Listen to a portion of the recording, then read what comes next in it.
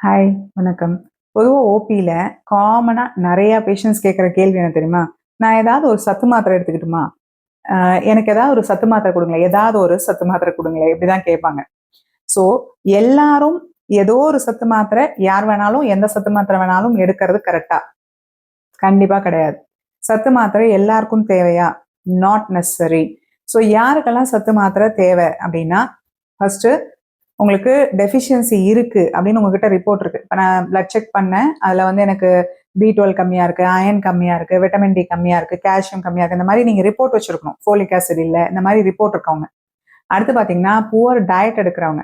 அதாவது அவங்க வந்து ஹோட்டல்ல வெளி உணவே சாப்பிட்டுட்டு ஹாஸ்டல்ல இருக்கிறவங்க, ஒர்க் வந்து வெளியில போய் தங்கி பண்றவங்க, இவங்கலாம் வந்து பேலன்ஸ் டயட் அவங்களால எடுக்க முடியாது. ஸோ அந்த மாதிரி இருக்கிறவங்களுக்கு ஒரு சிம்டம் இருக்குன்னா அவங்க எடுத்துக்கலாம்.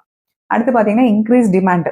லைக் இப்போ பிரெக்னன்சி, பிரஸ்ட் ஃபீடிங் டைம்லலாம் குழந்தைக்கும் சேர்த்து அந்த நியூட்ரிஷன் போறனால நம்ம டயட் மட்டும் பத்தாது. அப்ப நம்ம அதிகமா தரோம். அதே மாரி எல்டர்லி பெர்சன்ஸ் அவங்க வந்து சரியா சாப்பிட மாட்டாங்க. அவங்களுக்கு பசியெல்லாம் கம்மியா இருக்கும்போது, கரெக்ட்டா அந்த பேலன்ஸ் டயட்ட அவங்க மெயின்டெயின் பண்ண மாட்டாங்க. அதே போல வளர்ற குழந்தைங்களும் அவங்கள சாப்பிட வைக்க முடியாது. இந்த மாதிரி இன்க்ரீஸ் டிமாண்ட் இருக்கிறவங்க. அடுத்து பார்த்தீங்கன்னா, சர்டன் மெடிக்கல் கண்டிஷன்ஸ்.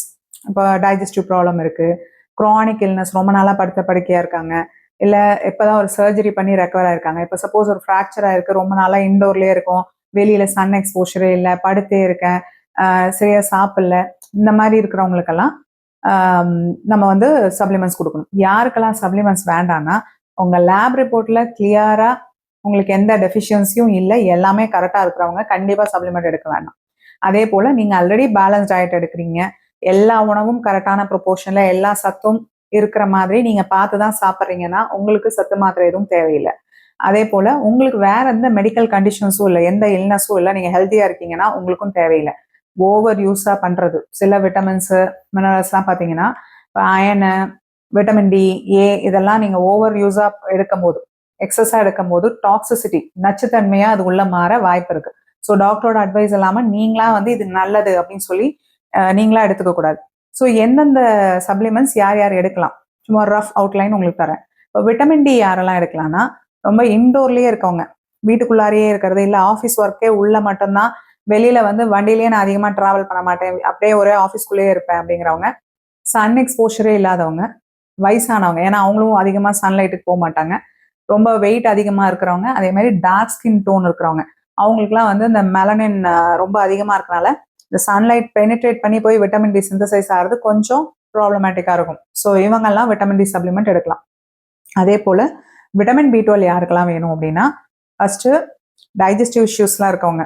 அப்புறம் வெஜிடேரியன்ஸ் அண்ட் வேகன்ஸ். ஏன்னா வெஜிடேரியன்ஸ்க்கு வேற சோர்ஸே கிடையாது. மில்க் கர்ட்ல மட்டும்தான் கொஞ்சமா விட்டமின் பி12 கிடைக்கும்.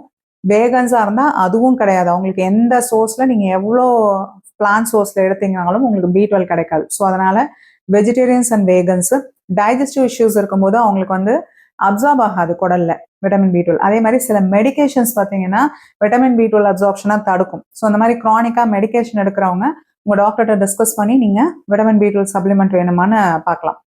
அடுத்து பார்த்தீங்கன்னா அயன்.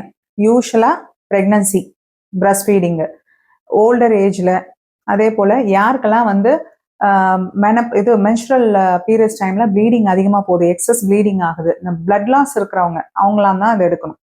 ஸோ அதே மாதிரி ஃபோலிக் ஆசிட் பார்த்தீங்கன்னா பிரெக்னன்சியில் ரொம்ப முக்கியம். ஃபர்ஸ்ட் ட்ரைமஸ்டர்ல ஃபோலிக் ஆசிட் எடுக்கிறது உங்க கருவோட குவாலிட்டியே நீங்க மாத்துவீங்க. ஸோ அது ரொம்ப ரொம்ப முக்கியம்.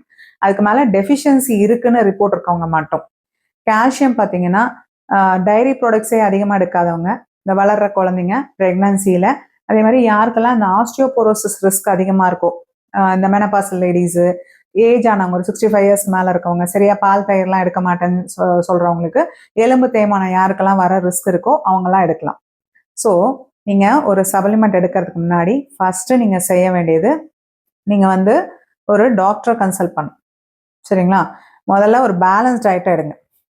அதுக்கப்புறம் டாக்டரை கன்சல்ட் பண்ணுங்க. Choose a product wisely. யாருக்கு என்ன ப்ராடக்ட் வேணுமோ அதை கரெக்டாக சூஸ் பண்ணணும்.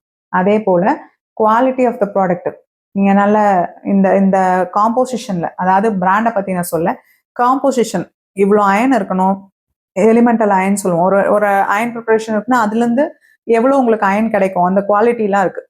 ஸோ அதை பார்த்து வாங்கணும். அப்புறம் பிளட் டெஸ்ட் எடுக்கணும். இந்த பிளட் டெஸ்ட்டில் உங்களுக்கு உண்மையாலுமே டெஃபிஷியன்சி இருக்கான்னு பார்க்கணும். அதுக்கப்புறம் டயட்ல அதை கரெக்ட் பண்ணதுக்கப்புறம் ஸ்டாப் பண்ணும். நீங்கள் ஞாபகம் வச்சுக்க வேண்டியது supplements are supplements they should not replace your diet. இதை நீங்கள் மறக்கவே கூடாது. ஸோ